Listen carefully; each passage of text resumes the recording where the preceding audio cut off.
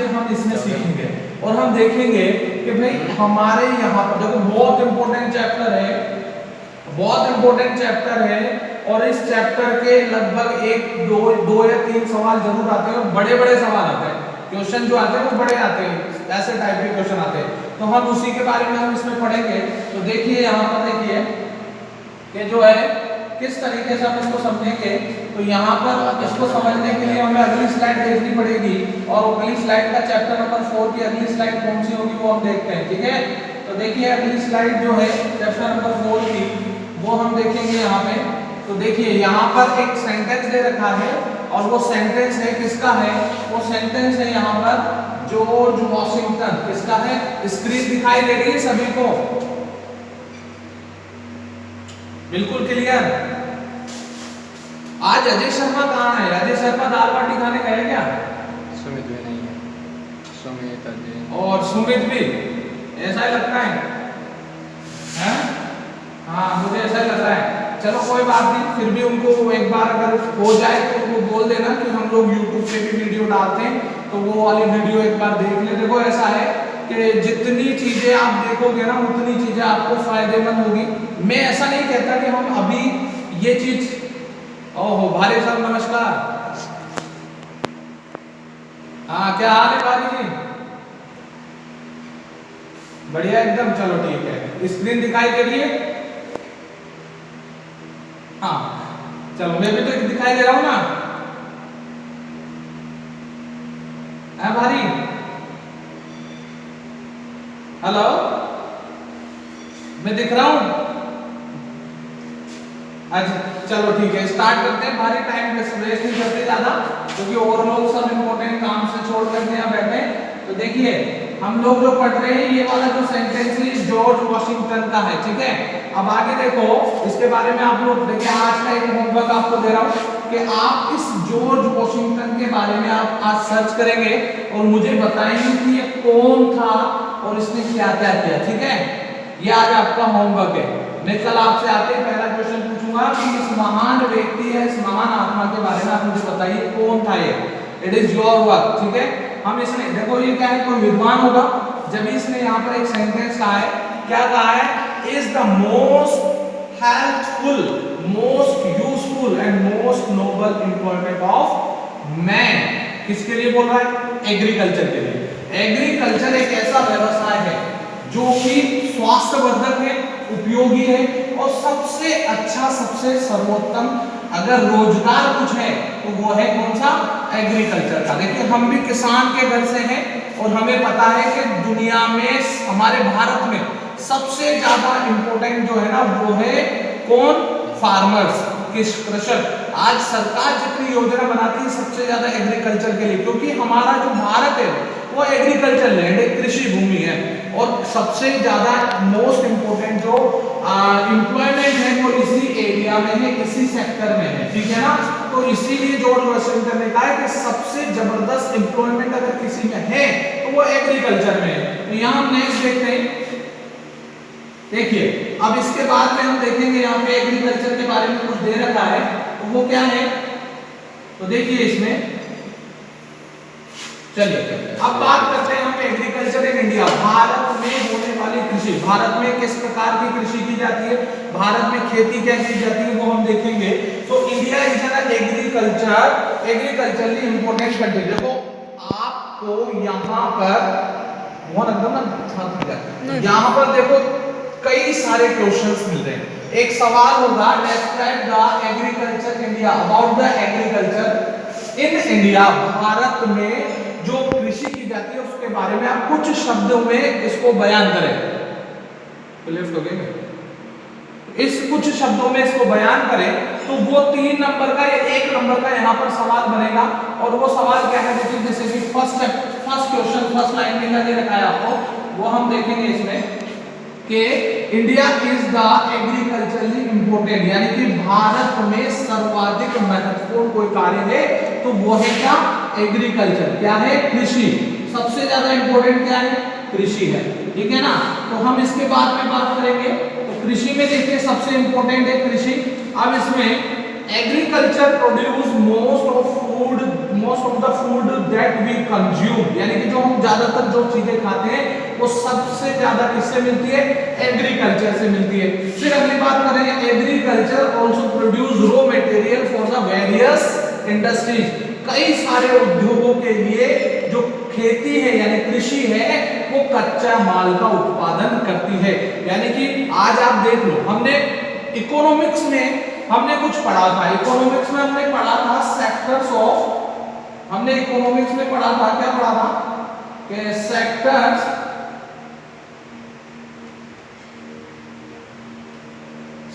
पढ़े थे, ठीक है ना। अब वो सेक्टर्स भी हमने पढ़े थे, 3 पढ़े थे। कौन कौन सा पढ़ा था?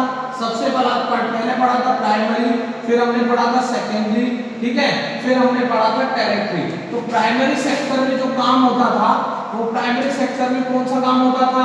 एग्रीकल्चर का काम होता था। किसका काम होता था? एग्रीकल्चर का काम होता था। और एग्रीकल्चर जो है यानी कि प्राइमरी सेक्टर ही इस सेक्टर को हेल्प करता था और इस सेक्टर को हेल्प करता था, यानी कि पहला सेक्टर सबसे इंपॉर्टेंट सेक्टर है इसमें। और वो कौन सा था? Primary sector. प्राइमरी सेक्टर की पहचान क्या थी कि जहां पर प्रोडक्ट जो है वो नेचुरली या नेचर से लिए जाते हैं उस सेक्टर को हम प्राइमरी सेक्टर कहते हैं। तो प्राइमरी सेक्टर हमने पढ़ा था। अब प्राइमरी सेक्टर की बात करें तो यहां पर भी वही बोल रहे हैं। क्या बोल रहे हैं उस चीज को हम देखेंगे दोबारा से, देखिए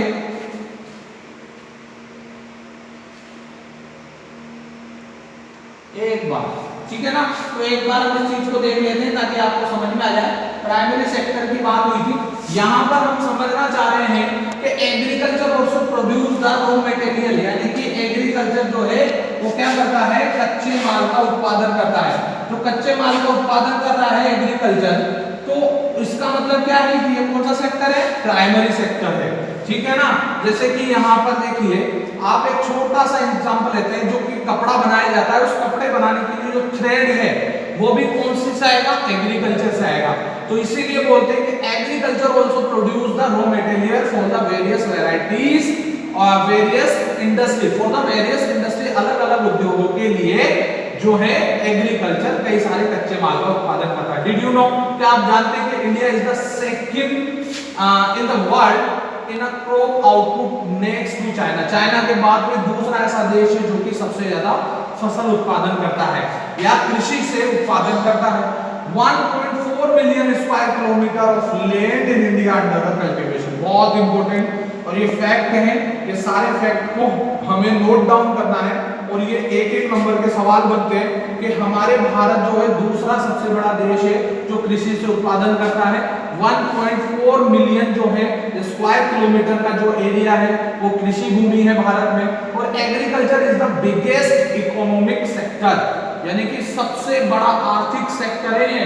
और यहाँ पर लगभग 52.1% ऑफ टोटल वर्क फोर्स है, यानी कि इसमें लगभग 52.1% जनसंख्या जो है इसमें संलग्न है।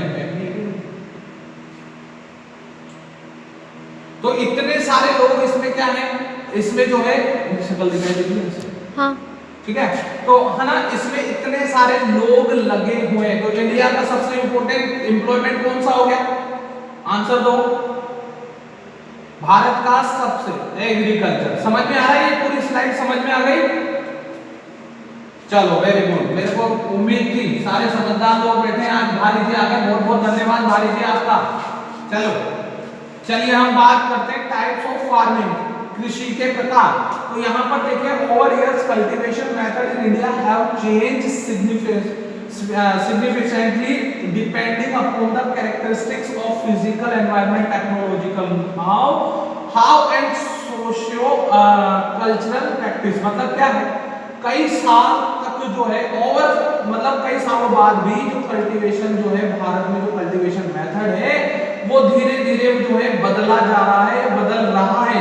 जैसे जैसे परिवर्तन हो रहा है पर्यावरण में, तकनीकों में, वैसे वैसे जो मेथड में भी सुधार आ रहा है। आप देखिए पुराने जमाने में बैल वगैरह से इनसे जो है खेती की जाती थी, धीरे धीरे फिर ट्रैक्टर आ गए, फिर और ज्यादा मशीनें आ गई, तो चेंज हो गए जैसे जैसे हम तकनीकी तौर पर जैसे जैसे डेवलप होते गए तो इसके मेथड में भी बदलाव आते हैं। Farming varies from a subsistence and commercial farming. यहाँ पे देखिए जो प्रकार बता रहे हैं वो दो प्रकार है आपके सामने, सब्सिस्टेंस और कमर्शियल फार्मिंग। हम इसके बारे में बात करेंगे।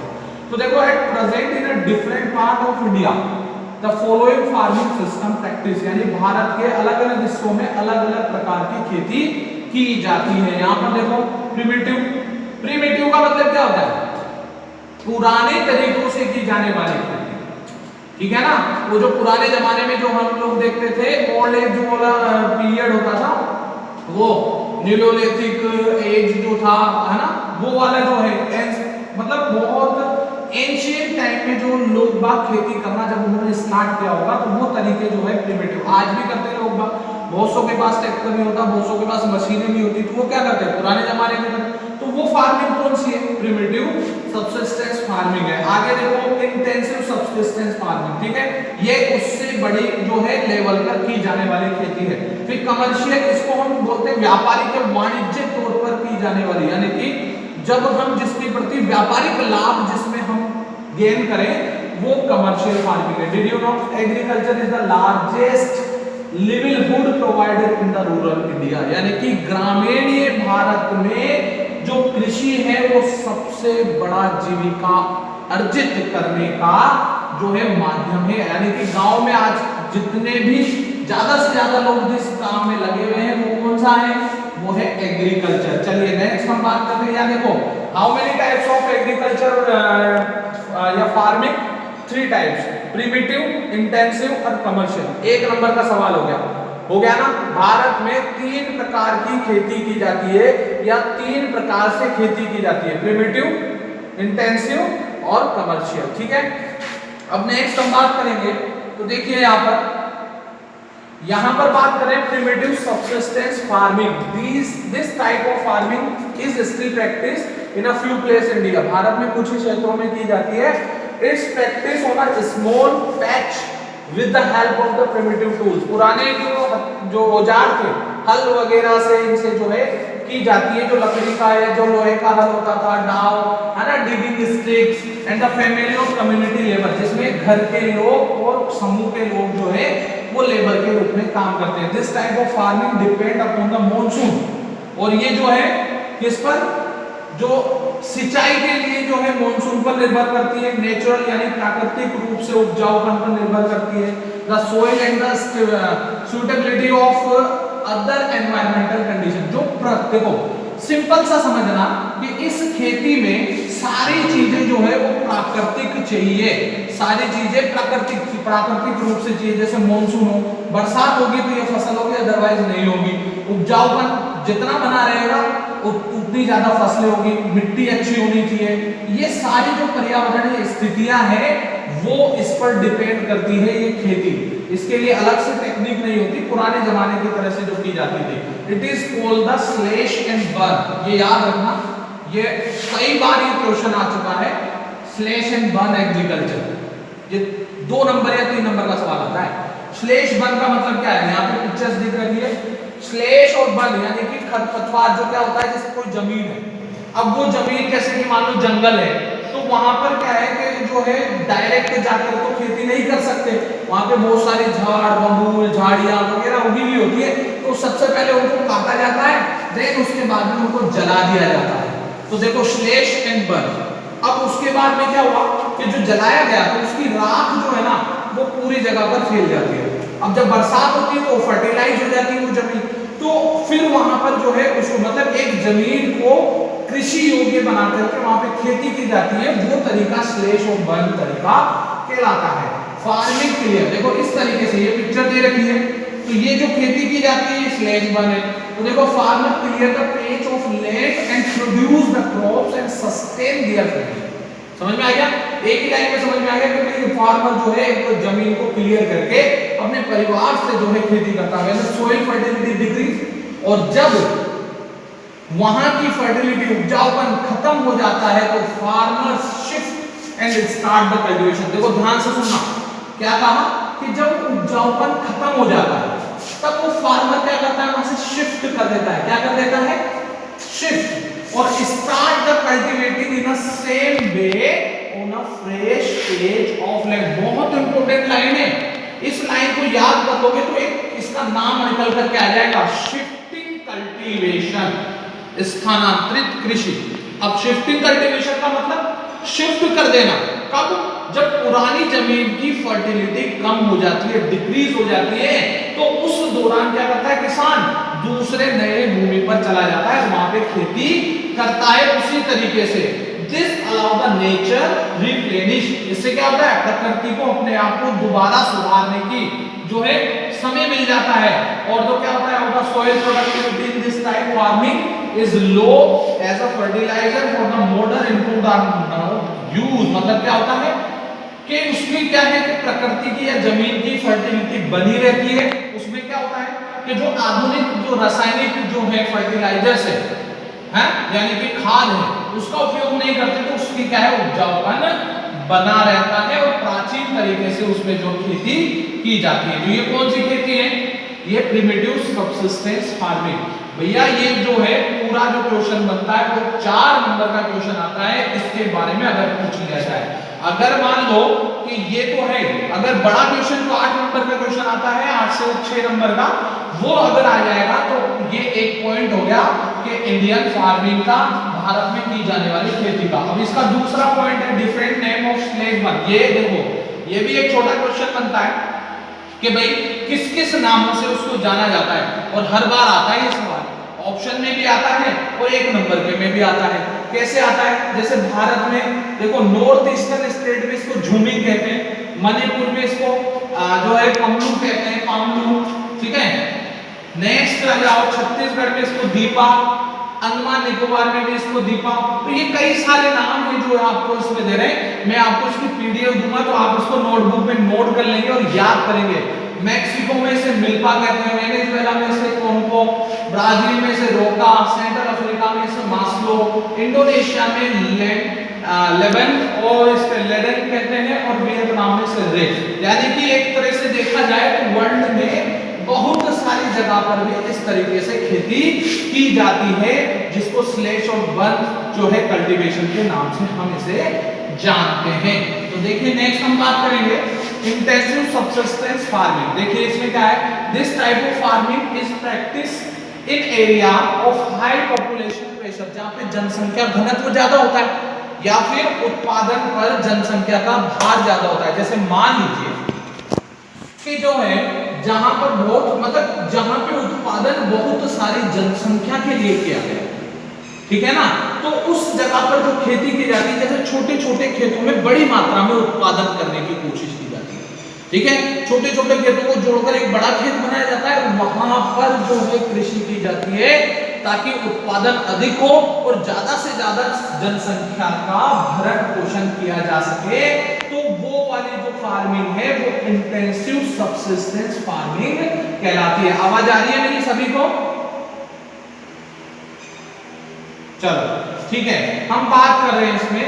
तो देखिए in a area high population pressure on the land, it is labour intensive farming where the high dust biochemical input and irrigation are used for obtaining higher production. मतलब इसमें बायोकेमिकल की जरूरत होती है और इरिगेशन के लिए जो अच्छी सुविधाओं की जरूरत होती है। तो ये जो है फार्मिंग, यानी कि जो हमने प्रिमिटिव सबसिस्टेंस फार्मिंग पढ़ी थी उससे एक लेवल अप जो है वो इंटेंसिव सबसिस्टेंस फार्मिंग कहलाती है, ठीक है ना। देखो जो प्रिमिटिव होती है उसमें जो उत्पादन किया जाता है वो केवल खुद के भरण पोषण या परिवार के भरण पोषण के लिए किया जाता है, जिसको जो क्या होता है कि हमारे खुद के खाने के बाद में कुछ नहीं बचता खुद के लिए। और इसमें क्या होता है कि अपने अलावा और दूसरों के कई सारे लोगों के लिए भी इसमें उत्पादन किया जाता है। दो the right inheritance leading to the division of land among the successive generation has rendered land holding size uneconomical.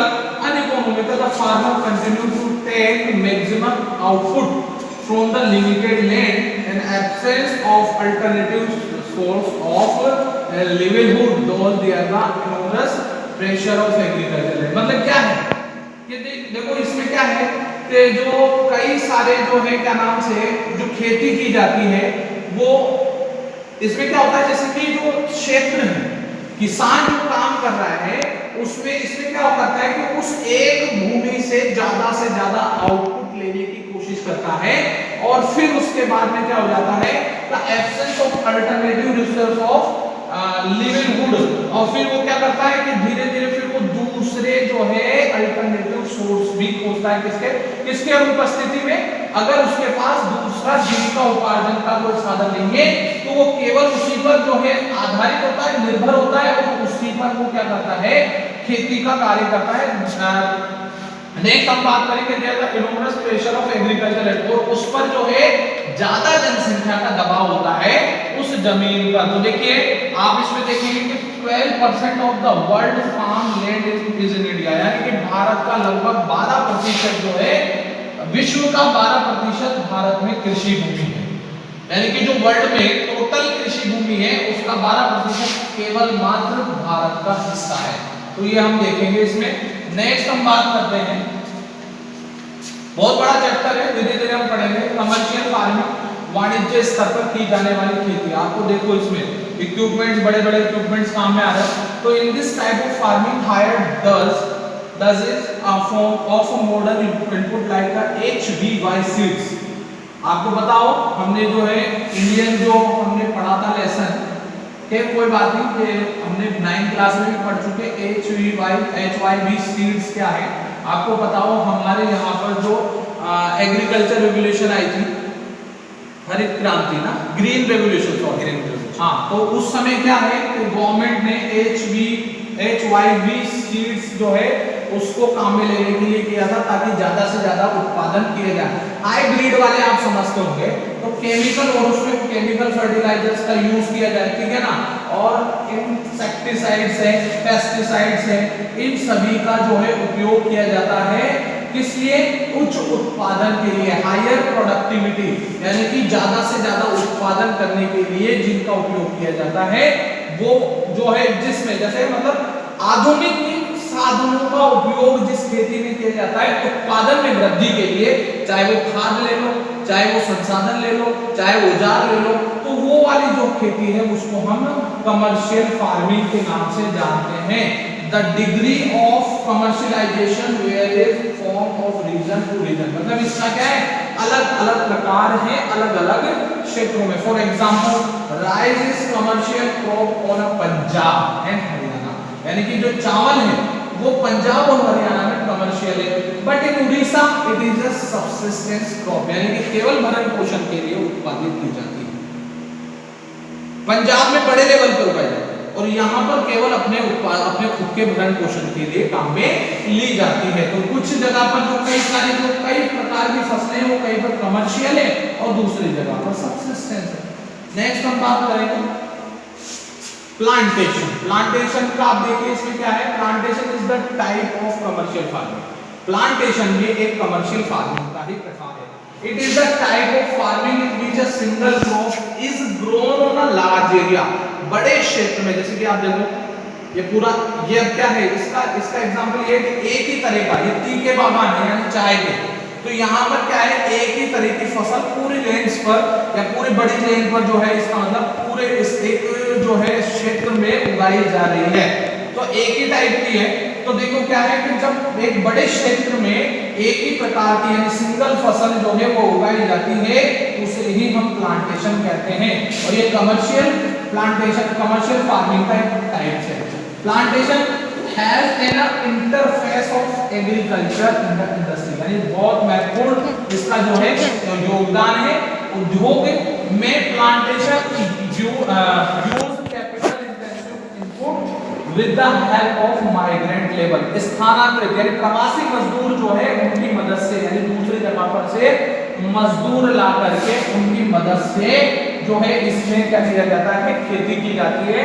और produce is used as a raw material in the respective industry, और इससे उत्पादित जो चीजें हैं उनको कच्चे माल के रूप में उत्पादित की जाती है। जैसे रबड़ ले लो, कागज ले लो, चाय ले लो, ये सब क्या है, कच्चे माल के रूप में जो है दूसरे कई सारे उसमें उगाई जाते हैं, वो काम में ली जाती है। जैसे टी प्लांटेशन इन असम